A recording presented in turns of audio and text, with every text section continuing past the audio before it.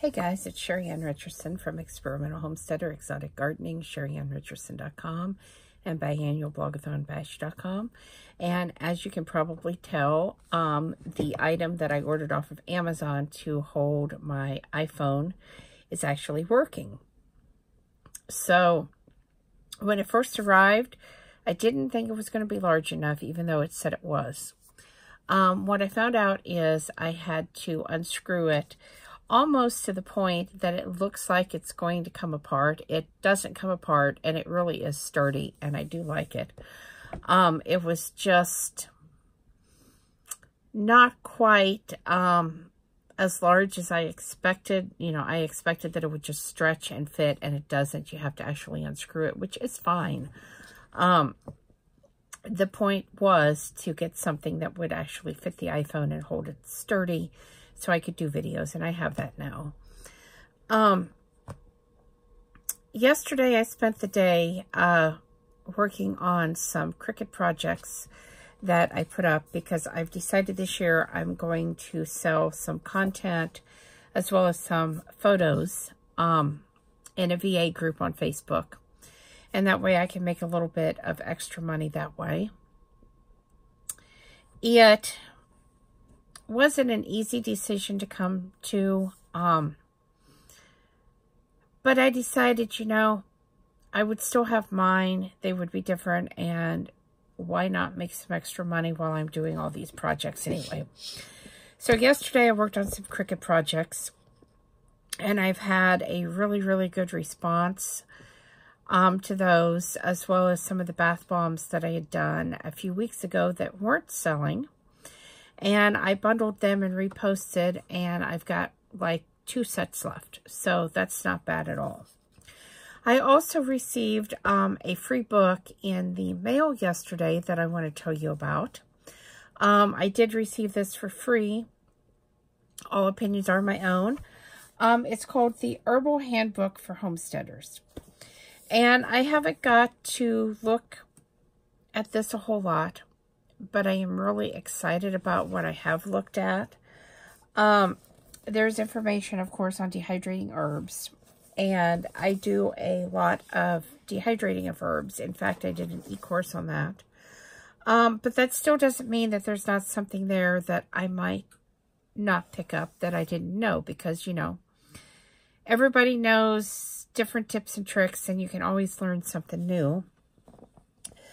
There's a section in here on making a decoction. There are all kinds of wonderful photos that show how to do things. And oh, look, herbal salves. That one will be fun to look through. There are different plants that it talks about, of course. And those are broken down by chapter. And there's also recipes. So I'm really excited to get a chance to sit down and look over this book more thoroughly. And of course, I will be putting something up on the blog about it once I get all the way through it. We have a lot of snow here today. In the past couple of hours, Jeff says at least 2 more inches have fallen. Maybe more. He was just guessing. So I know in Minnesota, they've got an awful lot of snow, and I'm here in Indiana. So there's been a lot of wrecks this morning, a lot of people without power. So if you're in that situation, if you have to go out, I know Jeff is working for Domino's tonight delivering pizzas, so he's out on the road. Just go slow, be careful, give yourself some extra time. Roads are slick. We've seen a lot of people try to go up the hill here, and they haven't been able to make it. So they've had to drive in reverse back down and get to the intersection and turn around. So like I said, there's been a lot of wrecks, some rollovers, and other things that I've seen come through on the scanner page on Facebook. So if you're in the bad weather, be careful when you go out and drive. And if you're in a home and you've lost your heat, you know, bundle up in blankets, if you get too cold, pack you and your family up and go someplace. We still have plenty of power, so, you know, I'm not worried about it because I know what to do if the power would go out, but I know a lot of people don't. Also, this is a good time, because I know when I was at Walmart yesterday, I had to stop to buy some stuff, and they were just packed. People were just buying the store out, stocking up on everything. So, if you're in one of these areas, it's either getting the snow or expecting the snow, you might want to stock up on some things that don't need refrigeration and that you can eat on should you need to. That also don't require any type of electricity if you don't have an alternative cooking method such as a wood stove or another way to cook food. You may find that the places you go to are already sold out of things, which is why I really try to encourage people to stock up ahead of time. You know, buy some extra bottles of water or put it in containers and bottle it up yourself. Have some extra food if, you know, extra things that you can keep. Freeze-dried food is pretty popular right now, and even if you don't have a freeze dryer, you can get a hold of it, you know, buying it in the store and different places. And it's always a good idea to have some of that on hand regardless, because those meals can either be eaten like they are right out of the bag, or they take a little bit of water and, you know, they're ready to go.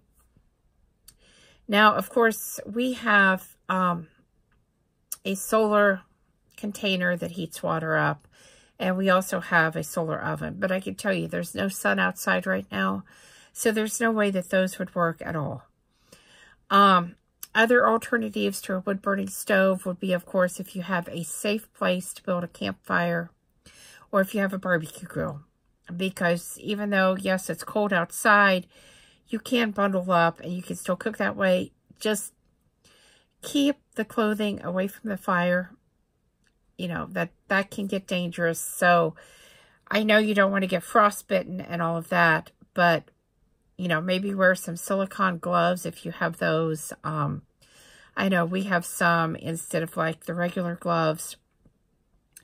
So that way if you get, you know, a little bit too close, at least hopefully those won't catch on fire. We've had really good luck with them, but then we haven't had our hands really down near the flame either.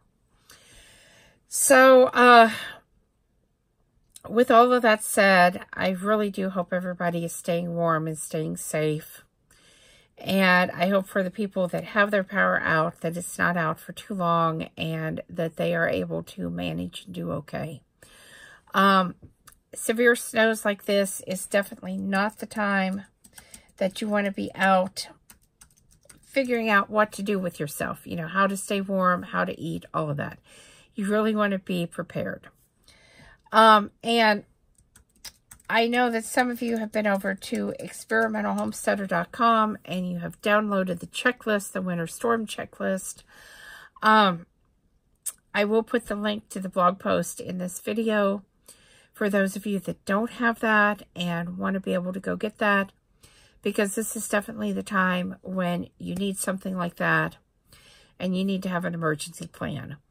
Other things to think about is to keep flashlights and candles and matches, or a lighter, where you know where they are, kerosene lamps, you know, whatever you have, because if the power does go out, you are definitely still going to need a way to be able to see and not bump into things. If you have kids or pets, of course, you want to keep candles and kerosene lamps up where they can't accidentally get knocked over and start a fire.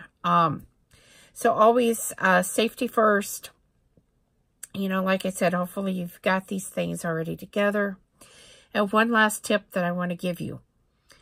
If you're in an area where the power has gone out and you have extra blankets that you're not using for people, of course, you can wrap your refrigerator and your freezer in blankets, at least 4 layers, and then use some string to hold them tight, and that's going to help keep your food inside your refrigerator and your freezer from thawing out quite as quickly. It's going to keep it cold and help give another layer of insulation. So anyway, guys, please subscribe, thumbs up, thumbs down, comments below. Thanks for watching and have a great weekend.